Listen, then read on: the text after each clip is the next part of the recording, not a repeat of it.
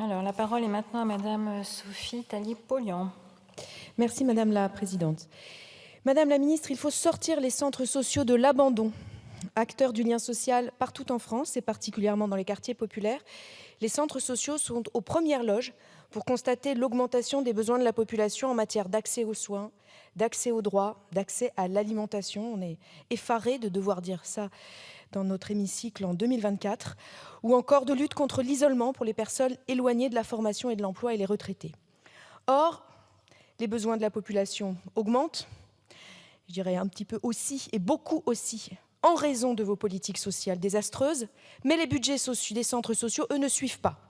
Les chiffres illustrant la situation sont alarmants. La Fédération des centres sociaux et socioculturels évalue à environ 700 le nombre de postes non renouvelés du fait de cette tension budgétaire, un véritable plan social à bas bruit, et cela quelques années après la suppression des contrats aidés en 2017 par Emmanuel Macron. Donc la moitié des centres sociaux reconnaît avoir dû réduire son activité, alors que les besoins augmentent. 60% des structures sont en déficit en 2024, contre 37% en 2022, et ce, malgré des efforts structurels. Dans ma circonscription, la Maison des Solidarités à Arcueil rencontre, par exemple, ces difficultés budgétaires. Elle est pourtant exemplaire, à la fois dans ses méthodes d'association de la population, dans son efficacité. Le fait que les subventions de l'État soient des subventions sur projet, non pérennes, non pluriannuelles, met ces structures dans la difficulté et dans l'incapacité à se projeter dans le développement de leurs actions sur plusieurs années. Pour permettre aux structures de poursuivre pleinement leur mission, la Fédération des centres sociaux et socioculturels demande la mise en place d'un fonds d'urgence pour soutenir les structures en difficulté. Il est également urgent de travailler à la pérennisation du modèle économique des centres sociaux par le retour à un engagement pluriannuel de financement sur la base des missions et non par appel à projets qui fragilisent année après année ces structures pourtant fondées pour un très nombre d'entre elles sur l'engagement citoyen et bénévole. Madame la Ministre, quelle réponse comptez-vous apporter à la situation financière des centres sociaux au regard des enjeux croissants sur nos territoires? Je vous remercie. Merci. La parole est à Madame la Ministre.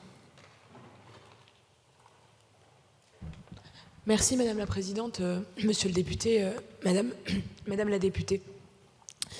Vous l'avez dit, la situation est difficile et la situation que rencontrent actuellement les centres sociaux est bien identifiée par le gouvernement. Et je vous apporte la réponse de la ministre des Solidarités, Catherine Vautrin.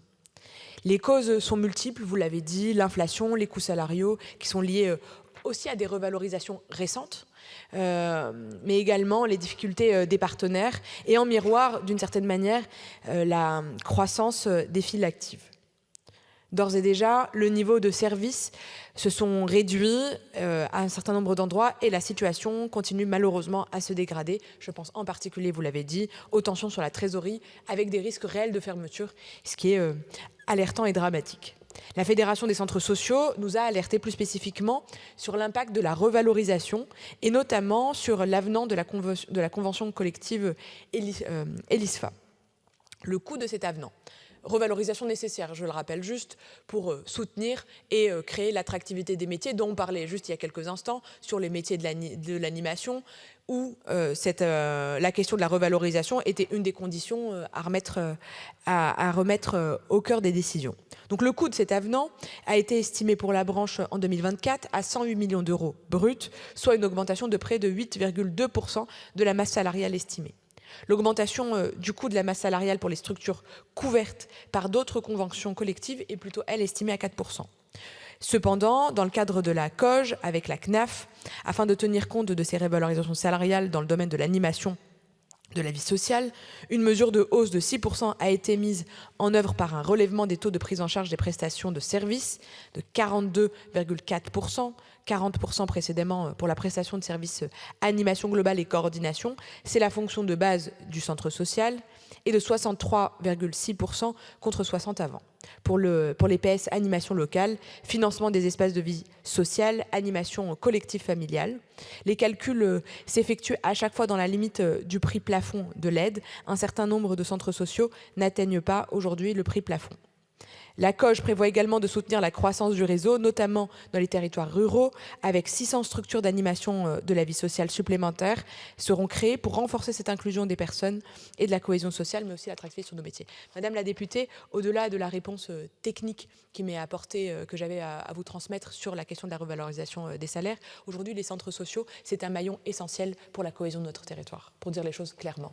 Et il faudra, et je m'y engage, ouvrir un certain nombre de réflexions pour apporter des réponses et un soutien nouveau en coordination avec les élus locaux et avec les collectivités territoriales, puisqu'on sait à quel point les structures des centres sociaux aujourd'hui ont du multifinanceur, pour être clair. Le département soutient, le bloc communal soutient ou l'intercommunalité. Et surtout, Madame la députée, ces centres sociaux aujourd'hui, eh bien, c'est un de ces derniers espaces où il y a de la création de liens sociaux, où il y a de la réduction des inégalités, où il y a de la lutte contre le non-recours aux droits. Et c'est pour ça que ces centres sociaux sont essentiels et l'accompagnement sera fait avec l'ouverture de discussions nouvelles pour des mesures de soutien supplémentaires. Donc j'entends votre alerte, Madame la députée, et j'en prends bonne note. Merci.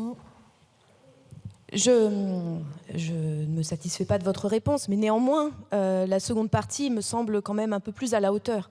Certes, parce que la première...